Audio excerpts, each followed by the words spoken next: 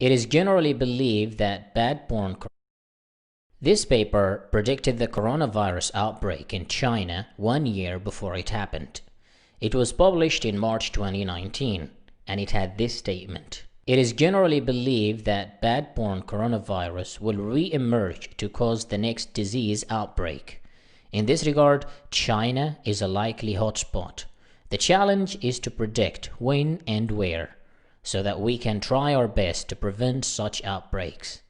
So, if this was published in March 2019 and coronavirus outbreak was announced in December 2019, why didn't anyone do anything during this whole time? The paper is titled Bat Coronavirus in China, and it was published by 4 researchers. This paper came from Wuhan Institute of Virology, which is located in Wuhan, the place where the outbreak began. The paper was received on the 29th of January 2019. Just to be clear, this is a review paper, and review papers take a while to write, which means the researchers have been working on writing this paper since 2018. So it was received on the 29th of January 2019 and published in the journal on the 2nd of March 2019. So that is 10 months before the outbreak. In this paper, the researchers expressed their concern over a virus that will emerge from bats. As they stated, it is highly likely that future SARS or MERS-like coronavirus outbreaks will originate from bats, and there is an increased probability that this will occur in China.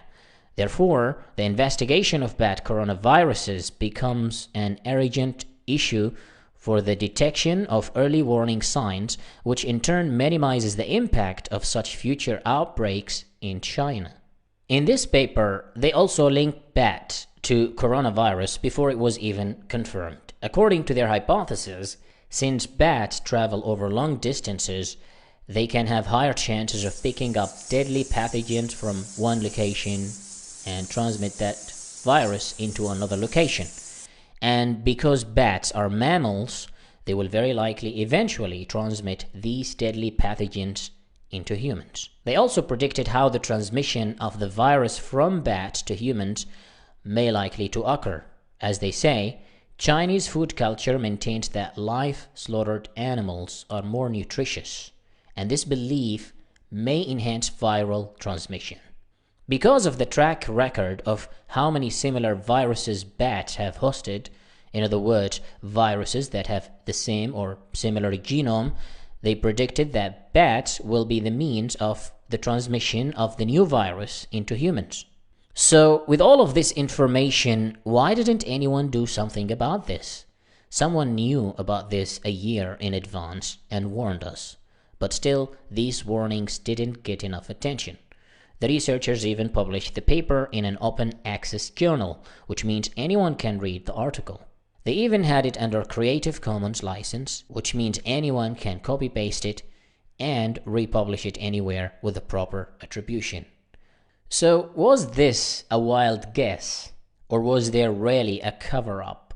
Is it true that the Chinese government censored information about the virus until it was too late?